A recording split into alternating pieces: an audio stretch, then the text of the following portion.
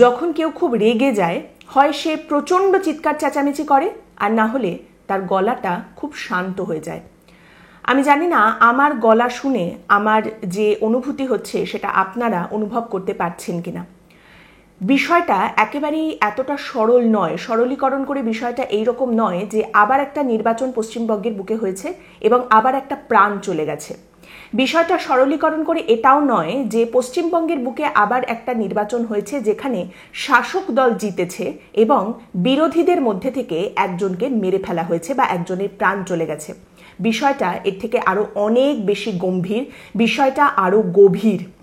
এই যে কালীগঞ্জের উপনির্বাচন ছিল, পশ্চিমবঙ্গের মানুষের এই উপনির্বাচন নিয়ে সেরকম কোনো হেলদোল ছিল না, কোনো নাড়াচাড়া ছিল না। কারণ এই উপনির্বাচনে কি ফলাফল হতে চলেছে সেটা আগে থেকে সকলেই জানতেন। তৃণমূল কংগ্রেস বা শাসক দল এই উপনির্বাচনে বিপুল ভোটে জয়ী হবে এমনটা মোটামুটি আগে থেকে সকলেরই জানা ছিল। তৃণমূল কংগ্রেস নিজেও এটা জানতো, বিজেপির তরফ থেকেও এটা মোটামুটি জানাই ছিল। বিজেপি, সিপিএম, কংগ্রেস কেউই এই উপনির্বাচনে খুব একটা জোর লাগায়নি, খুব একটা গা দেয়নি, কারণ এটা জানাই কথা ছিল যে কালীগঞ্জের এই উপনির্বাচনে তৃণমূল কংগ্রেস বিপুল ভোটে জয়ী হবে। এবং আমরা সাধারণত দেখেও থাকি যে উপনির্বাচনে শাসক দলের জেতার একটা প্রবণতাও দেখতে পাওয়া যায়।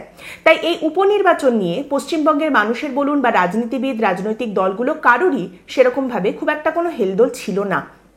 এবং ফলাফল বেরোনোর পরে দেখা গেল ঠিক সেটাই হয়েছে। তৃণমূল কংগ্রেস শাসক দল তারা বিপুল ভোটে জয়ী হয়েছে। তৃণমূল কংগ্রেসের প্রতিনিধি হিসেবে যিনি দাঁড়িয়েছিলেন এই নির্বাচনে, আলিফা আহমেদ, তার বাবা প্রয়াত হয়েছেন, তিনিও তৃণমূলেরই বিধায়ক ছিলেন।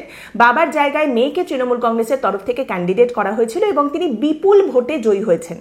তিনি 1 লাখেরও বেশি ভোট পেয়েছেন। তৃণমূল কংগ্রেসের প্রার্থী 1 লাখেরও বেশি ভোট পেয়েছেন এবং তারপরে দ্বিতীয় স্থানে বিরোধী দলের যে ক্যান্ডিডেট রয়েছেন তার থেকে অন্তত 50,000 বেশি ভোট পেয়েছেন তৃণমূল কংগ্রেসের বিজয়ী প্রার্থী। বিপুল ভোটে তৃণমূল কংগ্রেস জয়লাভ করেছে। এই জয়ের পর তৃণমূল কংগ্রেসের সেই প্রার্থীর সমর্থকরা তারা আনন্দ করছিলেন, তারা উল্লাসে ফেটে পড়েছিলেন এবং সেই আনন্দ উল্লাসে ফেটে পড়ে একটা বোমা মেরে 13 বছরের একটি মেয়েকে উড়িয়ে দেওয়া হয়েছে। 13 বছরের একটি মেয়েকে মেরে ফেলা হয়েছে বোমা মেরে।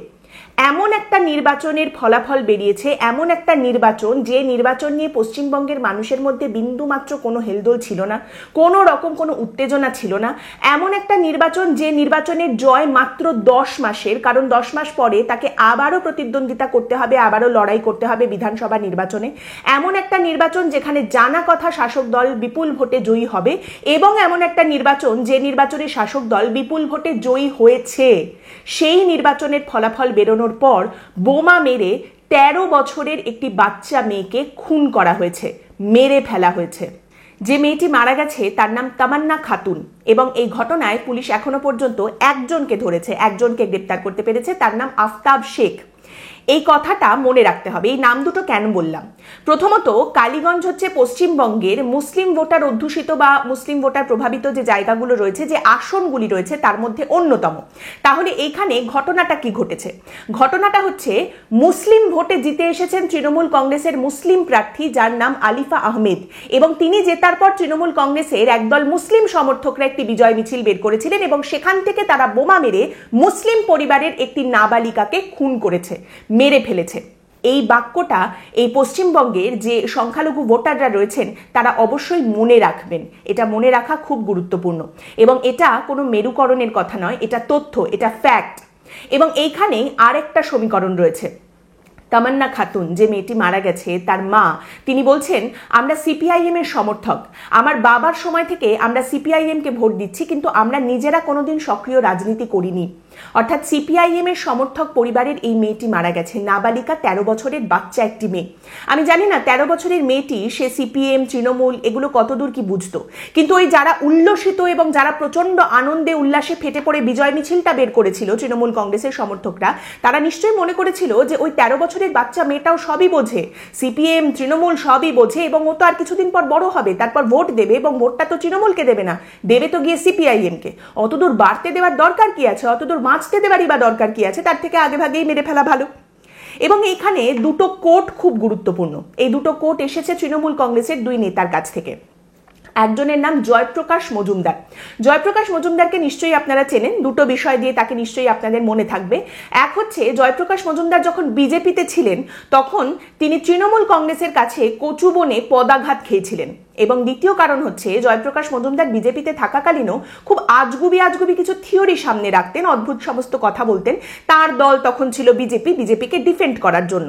এখন তৃণমূল কংগ্রেসে আসার পরেও তিনি তার আজগুবি থিওরি, আজগুবি কথাবার্তা সবই বজায় রেখেছেন, শুধু দলের নামটা পাল্টে গেছে, এখন তৃণমূলকে ডিফেন্ড করার জন্য তিনি বলেন। এবং এই ঘটনায় জয়প্রকাশ মজুমদার কি বলছেন?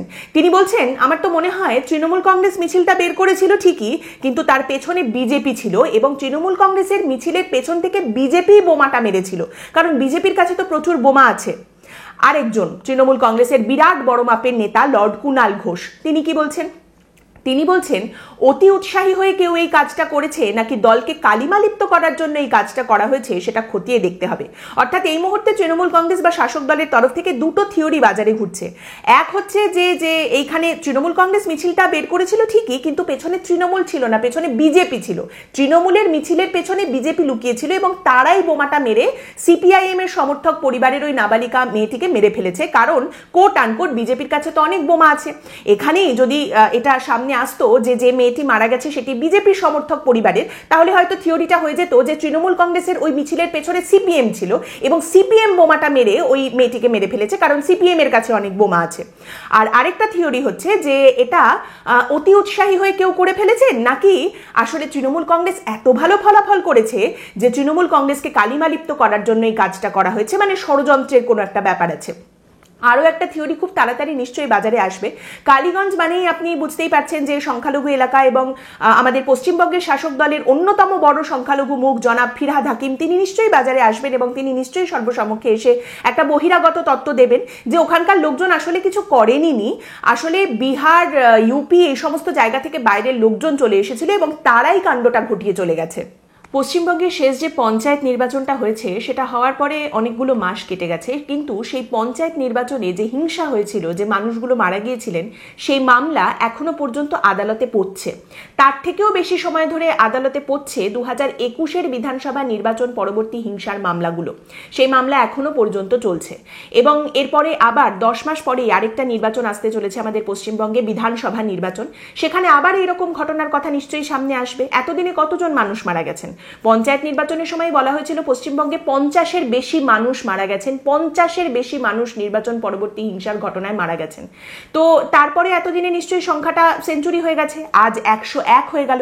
এরপর 10 মাস বাদে বিধানসভা নির্বাচন আসবে, সেখানে সেই সংখ্যাটা কোথায় গিয়ে দাঁড়াবে এটাই হচ্ছে প্রশ্ন। মানে এই 101 থেকে 120, 30, 40, 50-এ গিয়ে দাঁড়াবে, থামবে, নাকি একেবারে 200 তুলে দেওয়া হবে, সেটাই হচ্ছে প্রশ্ন। একটা উপনির্বাচনের ফলাফল বেরোনোর দিন 13 বছরের নাবালিকা একটি বাচ্চা মেয়ে সে খুন হয়ে গেল বোমার আঘাতে, কারণ কিছু মানুষজন উল্লসিত, আনন্দিত, তারা উল্লাসে ফেটে পড়ে বোমা ফাটিয়ে দিয়েছেন শাসক দলের সমর্থকরা। এবং এরপরেই আবার বিধানসভা নির্বাচন যখন আসবে, দেখবেন সেখানে আবার শাসক দলের তরফ থেকে প্রশ্ন করা হবে যে কেন এতগুলো দফায় ভোট হবে, কেন 7 দফা, কেন 8 দফা, কেন 10 দফা, অন্য কোথাও তো এত দফায় ভোট হয় না, এত কেন্দ্রীয় বাহিনী মোতায়েন কেন করা হবে, অন্য কোথাও তো এত কেন্দ্রীয় বাহিনী থাকে না। তারপর মুখ্যমন্ত্রী আবার নিদান দেবেন মা বোনেদের, আপনারা হাতাখুন্তি দিয়ে কেন্দ্রীয় বাহিনীকে তাড়া করবেন, মারবেন, ধরবেন, এই সমস্ত কথাবার্তা বলা হবে। পশ্চিমবঙ্গের ভোট রক্ত চায়, এবং এইটা কোনো দার্শনিক তত্ত্ব নয়, বহু পুরনো দিন থেকে, বহু বছর ধরে এটা হয়ে আসছে, পশ্চিমবঙ্গের ভোট রক্ত চায়।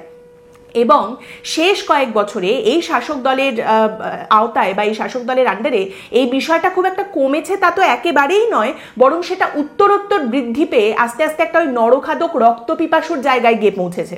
তাই এখন আমরা আর এই প্রশ্ন করি না যে পরের যে ভোটটা আসবে সেখানে কি রক্ত বইবে, রক্ত বইবে কি না এই প্রশ্নটা আর নেই, কতটা রক্ত সেইটাই এখন প্রশ্ন। আর এইটাই হচ্ছে আমাদের পশ্চিমবঙ্গের মানুষের সব থেকে বড় ট্র্যাজেডি। এই ট্র্যাজেডি বুকে করে এই প্রশ্নটা করতে করতেই আমরা হয় বেঁচে থাকি, না হয় মরে যাই। আজকের পর্ব এখানেই শেষ করছি। আপনাদের মতামত অবশ্যই জানাবেন। পরের দিন দেখা হবে অন্য একটি বিষয় নিয়ে, হঠাৎ যদি উঠল কথায়।